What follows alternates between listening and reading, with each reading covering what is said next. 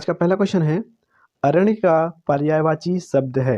आपका ऑप्शन है ए विपिन, बी बापू, सी रश्मि, डी विकट। तो आपका सही उत्तर है ऑप्शन ए विपिन। क्लियर। अगला प्रश्न है, आप शब्द सर्वनाम है। आपका ऑप्शन है ए पुरुषवाचक, बी निजवाचक, सी संबंधवाचक, डी निश्चयवाचक।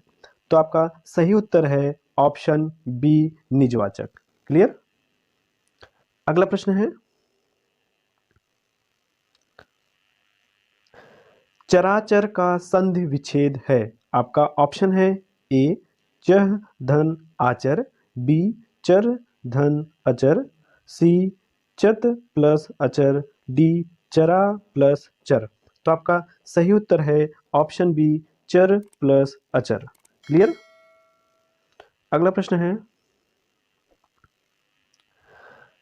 परमोजस्वी का संधि विच्छेद है। आपका ऑप्शन है ए परमो प्लस ओजस्वी, बी परमा प्लस ओजस्वी, सी परम प्लस ओजस्वी, डी परह प्लस ओजस्वी। तो आपका सही उत्तर है ऑप्शन सी परम प्लस ओजस्वी। क्लियर। अगला प्रश्न है,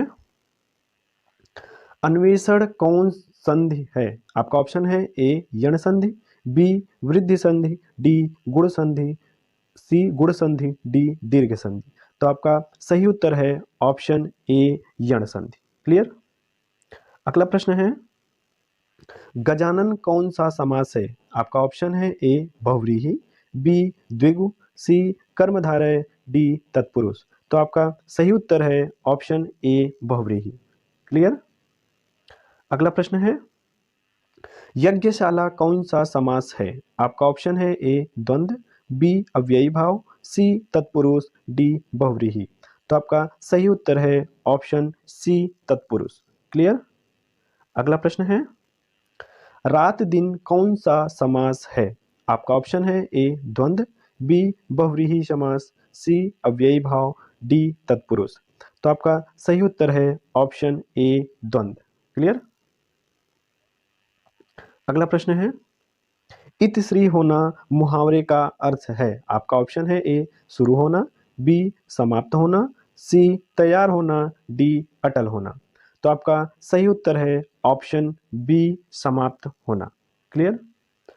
अगला प्रश्न है, तलवी चाटना मुहावरे का अर्थ है। आपका ऑप्शन है ए खुशामद करना, बी प्रशंसा करना, सी झगड़ा करना, डी भला बुरा कहना। तो आपका सही उत्तर है ऑप्शन ए खुशामद करना। क्लियर। अगला प्रश्न है, ढोल पीटना मुहावरे का अर्थ है। आपका ऑप्शन है ए बहुत लाभ होना, बी जोर से कहना, सी भाग्य पलटना, डी इधर उधर भटकना। तो आपका सही उत्तर है ऑप्शन बी जोर से कहना। क्लियर। अगला प्रश्न है, चक्रपाणी कौन सा समास है। आपका ऑप्शन है ए बहुव्रीहि समास, बी द्वंद्व समास, सी द्विगु समास, डी इनमें से कोई नहीं। तो आपका सही उत्तर है ऑप्शन ए बहुव्रीहि समास। क्लियर। अगला प्रश्न है, कमल नयन कौन सा समास है। आपका ऑप्शन है ए अव्ययी भाव, बी तत्पुरुष, सी कर्मधारय, डी द्विगु। तो आपका सही उत्तर है ऑप्शन सी कर्मधारय। क्लियर। अगला प्रश्न है, प्रेम निमग्न किस समास का उदाहरण है।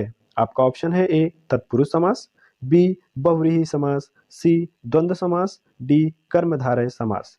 तो आपका सही उत्तर है ऑप्शन ए तत्पुरुष समास। क्लियर।